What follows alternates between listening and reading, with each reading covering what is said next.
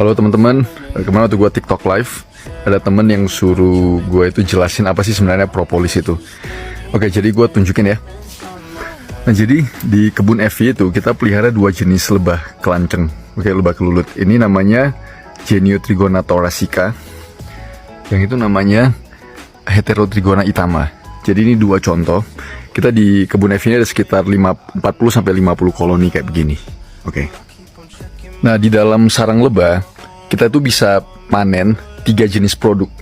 Madu, bee pollen, sama propolis. Nah, madu itu sumber karbohidrat lebah. Jadi madu itu, lebah itu terbang keluar ke bunga, biasa dia ngambil nektar.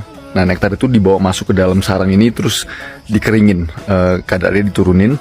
Nah, itulah jadi sumber karbohidratnya lebah. Jadi madu itu biasanya kandungannya gula alami, glukosa, fruktosa, sukrosa, dan juga kalau lebah kelulut ini ada namanya trehalose. Oke, itu ada gula yang agak sedikit berbeda.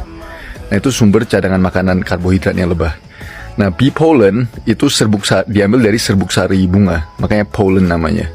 Nah, itu sumber protein lebah. Jadi kayak lebah itu makan daging lah. Itu namanya bee pollen. Nah, jadi kalau sumber asupan lebah protein itu rendah di dalam koloni, ratu itu jadi gak bertelur. Karena itulah sumber tenaga, sumber proteinnya ratu itu untuk produksi telur.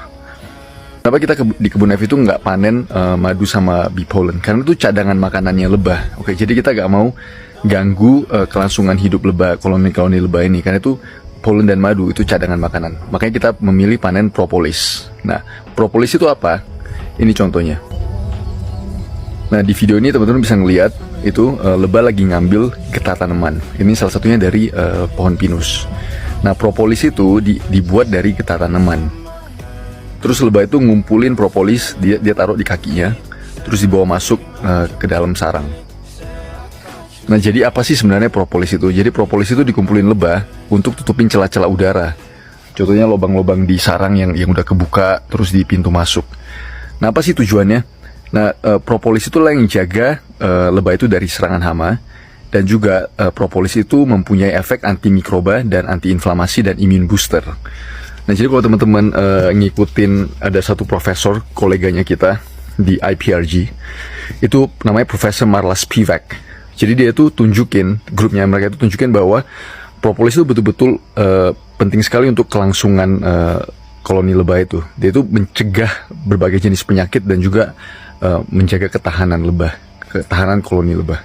Kayak pelindung ini dulu untuk tunjukin di dalam sarang lebah itu, karena dia itu sebenarnya nggak sengat, cuma dia gigit. Jadi gue pakai kayak beginian, gue tunjukin teman-teman apa sih propolis itu. Nah, inilah propolis itu teman-teman. Oke, ini dia.